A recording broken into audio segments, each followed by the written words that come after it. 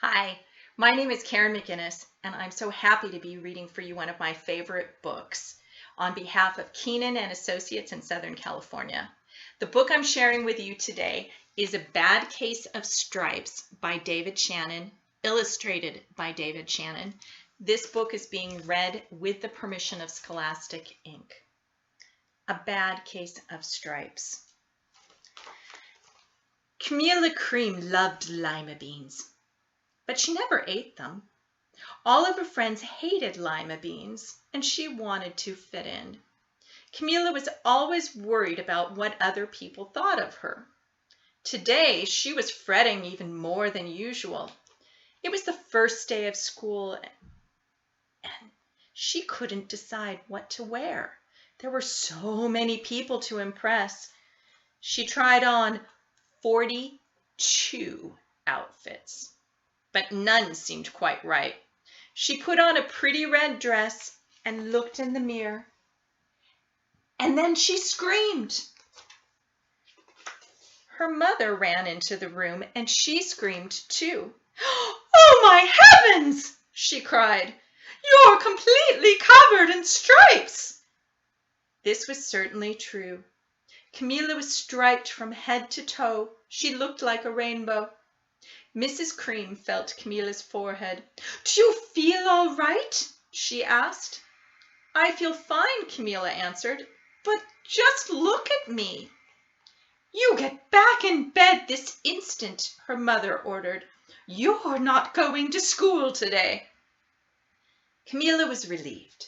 She didn't want to miss the first day of school, but she was afraid of what the other kids would say. And she had no idea what to wear with those crazy stripes. That afternoon, Dr. Bumble came to examine Camilla. "Most extraordinary!" he exclaimed. "I've never seen anything like it. Are you having any coughing, sneezing, runny nose, aches, pains, chills, hot flashes, dizziness, drowsiness, shortness of breath, or uncontrollable twitching?" "No," Camilla told him. "I feel fine." "Well then," Dr. Bumble said, turning to Mrs. Cream, "I don't see any reason why she shouldn't go to school tomorrow. Here's some ointment that should help clear up those stripes in a few days. If it doesn't, you know where to reach me." And off he went. The next day was a disaster. Everyone at school laughed at Camilla. They called her Camilla Crayon and Night of the Living Lollipop. She tried her best to act as if everything were normal, but when the class said the Pledge of Allegiance, her stripes turned red, white, and blue, and she broke out in stars. The other kids thought this was great. One yelled out, "Let's see some purple polka dots." Sure enough, Camilla turned all purple polka dotty. Someone else shouted, "Checkerboard!" and a pattern of squares covered her skin. Soon everyone was calling out different shapes and colors, and poor Camilla was changing faster than you can change channels on a TV. That night, Mr. Harms, the school principal, called. "I'm sorry, Mrs. Cream," he said. "I'm going to have to ask you to keep Camilla home from school. She's just too much of a distraction, and I've been getting calls from the other parents. They're afraid those stripes may be contagious." Camilla was so embarrassed. She couldn't believe that 2 days ago everyone liked her. Now, nobody wanted to be in the same room with her. Her father tried to make her feel better. "Is there anything I can get you, sweetheart?" he asked. No, thank you, sighed Camilla. What she really wanted was a nice plate of lima beans. But she'd been laughed at enough for one day.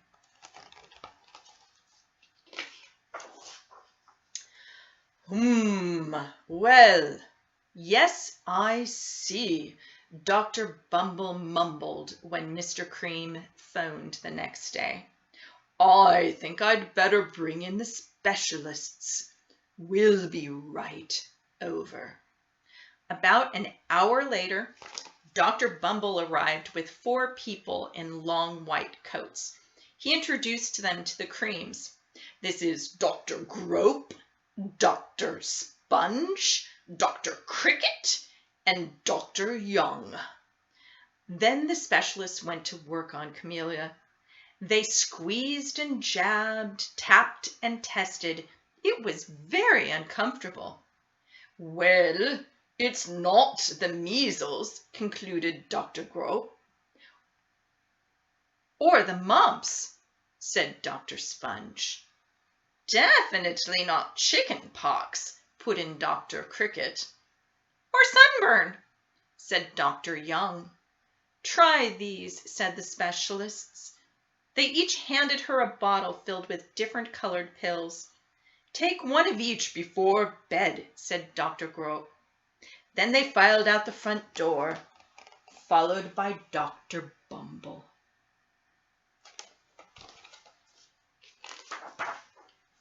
That night, Camilla took her medicine.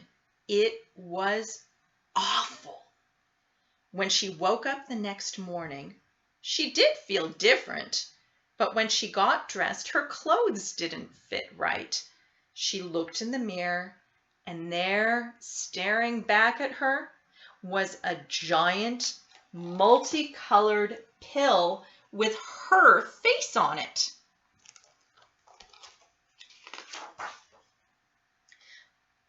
Dr. Bumble rushed over as soon as Mrs. Cream called, but this time, instead of the specialists, he brought the experts. Dr. Gord and Dr. Mellon were the finest scientific minds in the land.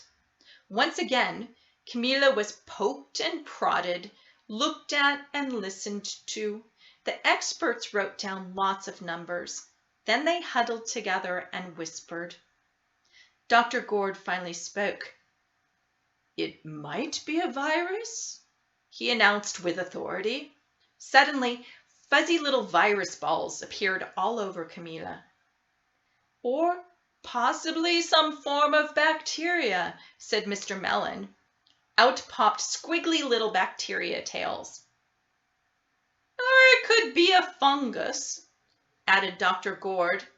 Instantly, Camilla was covered with different colored fungus blotches.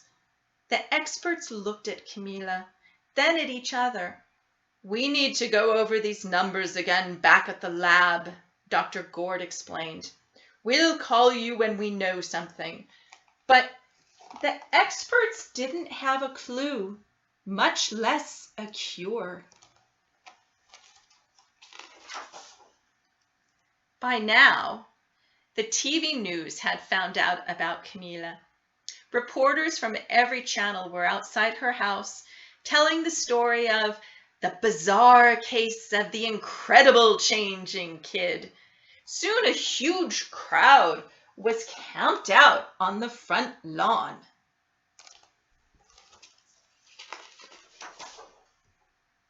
The Creams were swamped with all kinds of remedies from psychologists, allergists, herbalists, nutritionists, psychics, an old medicine man, a guru, and even a veterinarian. Each so-called cure only added to poor Camilla's strange appearance until it was hard to even recognize her. She sprouted roots and berries and crystals and feathers and a long furry tail, but nothing worked. There she is with all the roots berries, feathers. One day, a woman who called herself an environmental therapist claimed she could cure Camilla. "Close your eyes," she said. "Breathe deeply and become one with your room." "I wish you hadn't said that," Camilla groaned. Slowly, she started to melt into the walls of her room. Her bed became her mouth, her nose was a dresser, and 2 paintings were her eyes. The therapist screamed and ran from the house. "What are we going to do?" cried Mrs. Cream. "It just keeps getting worse and worse." She began to sob. At that moment, Mr. Cream heard a quiet little knock at the front door. He opened it, and there stood an old woman who was just as plump and sweet as a strawberry. "Excuse me," she said brightly, "but I think I can help." She went into Camilla's room and looked round. "My goodness," she said with a shake of her head. "What we have here is a bad case of stripes. One of the worst I've ever seen." She pulled a container of small green beans from her bag. "Here," she said, "these might do the trick." "Are those magic beans?" asked Mrs. Cream. "Oh my, no," replied the kind old woman. "There's no such thing. These are just plain old lima beans. I'll bet you'd like some, wouldn't you?" she asked Camilla. Camilla wanted a big heaping plate full of lima beans more than just about anything, but she was still afraid to admit it. "Yuck," she said. "No one likes lima beans, especially me." "Oh dear," the old woman said sadly. "I guess I was wrong about you." She put the beans back in her bag and started towards the door. Camilla watched the old woman walk away. Those beans would taste so good, and being laughed at for eating them was nothing compared to what she'd been going through. She finally couldn't stand it. "Wait!" she cried. "The truth is, I really love lima beans." "I thought so," the old woman said with a smile. She took a handful of beans and popped them in Camilla's mouth. "Mmm," said Camilla. Suddenly, the branches, feathers, and squiggly tails began to disappear. Then the whole room swirled around. When it stopped, there stood Camilla, and everything was back to normal. "I'm cured!" she shouted. "Yes," said the old woman. "I knew the real you was in there somewhere." She patted Camilla on the head. Then she went outside and vanished into the crowd. Afterward, Camilla wasn't quite the same. Some of the kids at school said she was weird, but she didn't care a bit. She ate all the lima beans she wanted, and she never had even a touch of stripes again. The end. So thank you for letting me share A Bad Case of Stripes with you. It's, as I said, one of my favorite books. I even have an autograph from David Shannon. So I've loved this for years. Thank you.